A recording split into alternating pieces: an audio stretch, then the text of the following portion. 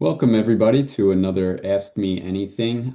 This is a place where you have questions about parenting, unschooling, life in general, and I do my best to answer them. Um, I am a certified teacher, practitioner of unschooling for the past 7 years, writer about kind of all things unschooling and parenting, advisor for self-directed education. I'm a coach, like a parenting coach as well as a homeschool evaluator for Pennsylvania. I draw from all of these and my own personal experiences to provide you advice, motivation, um, possibility, um, anything, anything that could help. I'm not an expert. Just because I have this background does not make me an expert. So take what resonates and leave what doesn't.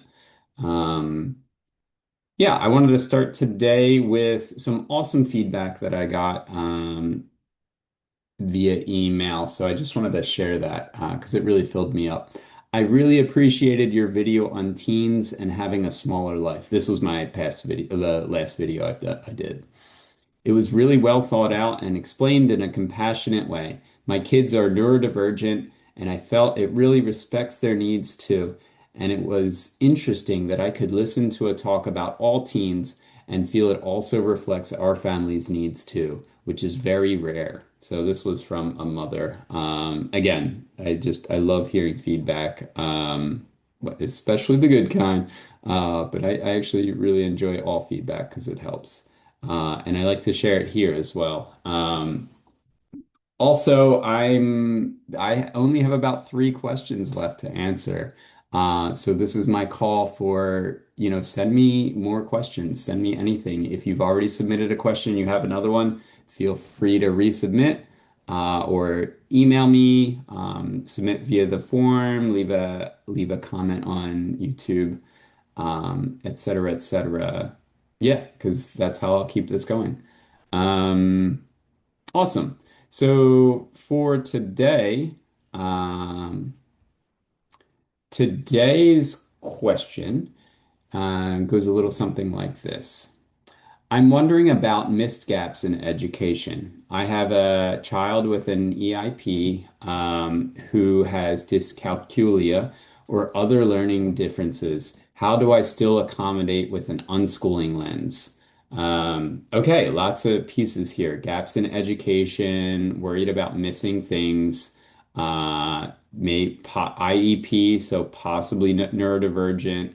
Dyscalculia is definitely a neurodivergence, and so that deals with numbers and recognizing numbers, processing numbers, things like that, being able to write numbers, possibly as well, and other learning differences on top of that, and then how to fit all of this in an unschooling lens. Um, and yeah, I think you can come from a couple different places, but maybe just to start thinking about one thing that might come up is that like an IEP feels very official. It comes from a school. The school has a very standardized way of dealing with things like dyscalculia.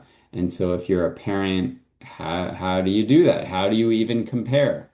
Um, and I guess I want to back up and say, and I definitely said this before, is that like, in what ways can you help your young person that school was not able to? And I know this is not a school versus unschooling or a school versus homeschooling thing, so I don't always have to make it that. Um, but yeah, let's jump in. So gaps in education. Let's let's talk about that one first. What this implies is that, you know, you're missing something that you should have. Who decides what you should have? You're missing something because you're behind a set of young people, students, etc. Whom? Who, like behind whom? And so this is a comparison again to whom? And so I think answering those kind of questions, um, who are you comparing to? Who do you feel like your child might be behind? Um, can help you kind of readjust your lens in terms of well, what are my expectations and things like that. The more you can release competition, conventional milestones, and what everyone else is doing, the more you can take advantage of what unschooling has to offer. And I'm gonna say this again, this might be annoying, but I think this is a really, really good point because this applies to me. Again, 7 years on this journey. The more you can release competition, conventional milestones, and what everyone else is doing, the more you can take advantage of what unschooling has to offer. What I'm not saying is let go of all fears or, trust the process. Again, I hate that saying. Or, just drive forward into unschooling because this works for every family in a very specific way. Um, I'm not saying any of those things because I think when I say releasing competition, conventional milestones, and what everyone else is doing, I still am implying that you are curious, you are reflecting on what information you're observing, you're experiencing, what your young people are telling you, and you're being flexible with that to adapt.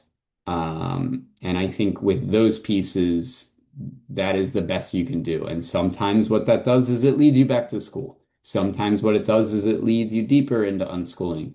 Um, but no matter what, through that process, you will be aligned with your values or more so aligned with your values. Um, so I think simply shifting the focus to progress here can help.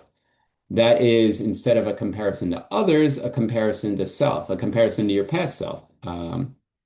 And maybe not so much from a top down or, adult to child, but also what is the child feeling, right? And so hearing a bit of that might be helpful. So comparison to self, and then I think for parents or caregivers, facilitators that might be a little further along in their thinking, shifting that to recognizing what, like, with your facilitation, what progress will happen no matter what. What progress might have already happened. Um, and then I think there's even kind of a step further here is that really, really loosening that academic gaze on progress, maybe even altogether, because it's gonna happen, by the way, is just focusing on life. And it's one thing I always kind of come back to instead of like education and facilitating education, which again, super important things. But I think for a lot of families, once they get to a certain point, they're like, well, education is happening especially because we have these agreements, we have these things, these structures, these rhythms in place. Then what's next? That's life. So it's not the facilitation of education anymore because education is inherent in life. It's the facilitation of life itself. And again, I'm not saying one is better than the other. I am saying like further along, but I think it depends on the family and it depends on the child. And neurodivergence has a big play here, a big say here in what that looks like and what the journey looks like and what the next steps are, et cetera, et cetera. Um, Okay, so let's jump on dyscalculia, other learning differences included. How can you offer one-on-one support as a parent? Because that's what IEPs try to accomplish. And for some reason, I am forgetting IEP, Individualized Education Program. So I'm not sure if IEPs are global or if it's just a US thing. An individualized education program for children that are found to have some sort of a learning difference, if you will. So most students don't have these. Okay. I think that statement is true. Yeah, I would say that statement is definitely true. So as a parent, how can you offer one-on-one support? Um, Dyscalculia does not disappear, in the same way that dysgraphia, doesn't disappear. Um, and I'm forgetting what's the reading one. Uh, It'll come to me at some point. Um, But with a caring, empathetic parent, you can navigate life together, finding strategies along the way without all the arbitrary urgency to see progress now and meet someone else's timeline or pace. Because that's what an IEP in a conventional school setting will do. It'll set milestones. And I think to some degree, this is important to like measure. Is this going well? Let's try a different intervention. Um, but if you release that urgency to figure things out right away, what you're doing is putting less stress on yourself as a parent.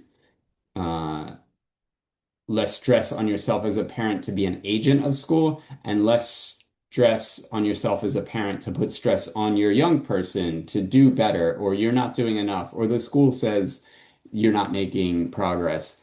And whether or not you're directly saying that to your young person, um, they feel that, right? They're like, well, I'm not enough. Or look, I'm in the slow classes, or I have an IEP, and even that, my whole care team is disappointed in the lack of progress. But you get to throw a lot of that away. Again, parent baggage is a thing. I'm not saying like everything's great now. So you have to work through a lot of these things. Like, what are your fears? Are they defensible? What can you let go of? What is your low floor in terms of what's okay? What's the end result that is okay? That's enough. Um, and sometimes, sometimes we have to readjust that, right? Um, but yeah, I think when you're like, okay, this calculia isn't going away, it's not going to get better today. Um, but when you're in more of a curious mindset instead of a let's fix it to get you back on with the other kids in school so that you can start learning uh, math better, um, you it puts you have different motivations. But if you are in a curious mindset, I'm trying to facilitate the life of my young person. Numbers are important in life. That doesn't mean I'm just throwing them away. Let's find kind of those teachable moments. If it works for our young people, we're not pushing things down their throat. And let's see where they're struggling and try and come up with strategies together. I'm not saying you have to do this alone, and we'll address that. Um, yeah, so again, as I keep saying, like, let's not compare this to school. I think it is still a relevant conversation. What would dyscalculia look like in a conventional school setting? Failing math, maybe cheating to get by, maybe pleading with teachers, feeling stupid, being labeled stupid, feeling lazy or being labeled lazy, being put on the slow track. Um, how much of this is being addressed through home education? I think there's a much different dynamic when we say, hey, we don't have to worry about 24 kids in a classroom anymore. We have to worry about one or three, young people in a household. So I think when you start to shift to that dynamic and you don't worry so much about what education will my young person have when they turn 18 and they're kicked out of the house, or they want to leave? It's more of what can we pick up along the way that is meaningful to them? And that meaningful bit is really key. So raising humans that feel whole, these are like the soft skills, which to me, I mean, soft is not the right word, right? Raising humans that feel whole with individual needs and wants. This is not I was raised, I went to school uh for a good portion of my life, right? 13 years plus another four plus another two. Um I did not come out of school feeling whole and understanding my individual needs and wants, right? So if you can do that for your child, you are setting them light years ahead of others. And I know this is an anecdote, but we do hear this again and again with unschooling, is that for the unschooling kids that are interested in college, not this is not going to be all unschooling kids that when they get there, they are there for a reason, not because their parents told them to or because society told them to. They're there because they're interested in animals. So they want to learn as much as they can. And this is their time to learn because they're paying out of their pocket, which they weren't doing before. And so, hey, let me visit the office hours of the professor. Let me really study. Let me do other work and try and figure this out. And sure, I'm not going to say that every unschooler does college better. There are sort of gaps that again, depending on your mindset of is the education just in case or just in time? And often the just in time mindset means that unschoolers, self-directed education, young people, they go to college and they're like, well, I don't have great study skills. How do I get them? Right? So it's just in time. Okay, let's figure this out because I do want this education. Or maybe it's not the full education that they want. Maybe it's a class or at the community college or two classes. And so how do I achieve that? And all of that is learning too, instead of it's like, oh, I went to school my whole life. I went to college for a semester and I just didn't do well. I just need to drop out. This is not working. Yeah. So I think I think to get back on topic is that through education, what you can do well is meet young people where they are. You can help them get what they need. And this is all through the partnership that you have, the trust in the partnership that you start to grow. Um, so with an unschooling lens, accommodation means again, this is what they would do with an IEP. They would make accommodations. Maybe the test needs to be longer. Maybe that your child needs a little bit more outdoor time. Maybe they need a special kind of pencil to hold. Maybe they need larger numbers, or maybe they need manipulatives or special representatives, special graphics that represent numbers. Again, dyscalculia is not my strong suit, but I know enough about it. So in the unschooling lens, what this means, these accommodations are like it's already happening, flexibility, your pacing, and just your envisionment of time in general.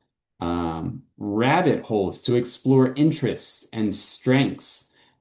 And when I say that this might not sound like I'm directly talking about dyscalculia, but I am directly talking about um, a feeling of self-worth and a feeling of being able to accomplish things.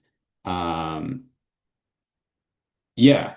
So having time to go down rabbit holes to explore interests and strengths is not what like we would normally think, okay, there is a weakness in a young person, let's work on that. So it's not just working on the weakness, it's also mainly like maintaining competence and confidence in your areas of interest. And when you grow the areas that you are good at, then the other areas start to grow too, especially when you have a feeling of competence and a confidence in what you can do and what you're able to do. Um, and a lot of times your interests just in time, not just in case, will help you branch out into the areas that maybe you don't like so much, that you're like, oh, well, this is number heavy, but I am interested in this graph about trains. I am interested in this graph about the size of planets or, the heartbeat rates of different animals. So I do want to figure this out. And in what ways can I do that? And can I ask my parent that I trust or my caregiver or facilitator that I trust for help in accomplishing that? So I think trying and failing together until you find out what works is super important. I recently listened to Mosaic. Again, I work with Mosaic. I'm a guide there as well as an advisor. I don't make money by saying their name. I truly believe in kind of the movement that they are on. So they have a podcast. It's called the Independent Learner Podcast, I believe. Um, and this one was on neurodivergent learning and gaming. I'll share a link in the description, the YouTube description here. Um, and this person, Jordan Shapiro, said the goal, and I'm paraphrasing here, the goal is not to make a perfect child or a perfect teen, but a perfect adult or a perfect 30-year-old. Obviously, I'm just going to say this is out of context. Um, no one is perfect, right? And we're not necessarily striving for someone who's perfect. We're striving for someone who gets it or is able, again, back to that competence, has competence in areas that they want. Um, but I think this quote, this idea, and this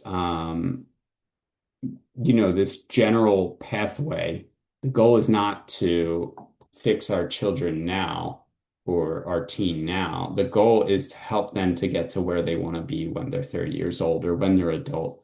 Um, because, I mean, this is definitely a truism, but we're all still working on ourselves. So why does it have to be like when you're 18 or now or all of these things. But anyway, this podcast episode was really interesting talking about how to accomplish that. I'll say this episode it's possibly a contentious episode. I don't agree with everything that Jordan Shapiro says, but I think it is good rumination. It's a good like kind of thought exercise. And I think this whole idea helps us recalibrate our vision for our young people. And like again, back to that on what timeline, on whose timeline. Um, I did say kind of just in case versus just in time. Just in time is more meaningful. You need something, so you need to learn the skill or you need to learn the knowledge. If you're struggling with math or numbers, being made to practice doesn't exactly give you confidence or competence. In fact, it can give you a fixed mindset of I'm always bad at math. I'm always bad with numbers. And if that's gonna zap confidence, and a feeling of competency, right? However, figuring out math or using shortcuts to achieve the same things when necessary or when you feel necessary or when you're motivated, it's a much smoother, less intrusive and process and likely leads to more connected relationship uh, between you and your young person. So here's a couple examples. And again, dyscalculia is not my forte. Um, but there are people that this is their forte, and there are people that are grown and, you know, they haven't met people that have told them exactly what to do, but they found ways. Um, so if you have numbers that switch in your mind, can you ask people for their door color or ask them to stand outside when you're picking them up or making it to their house instead of saying, "What's your address? What's your house number?" These are the kind of things that won't be taught in school.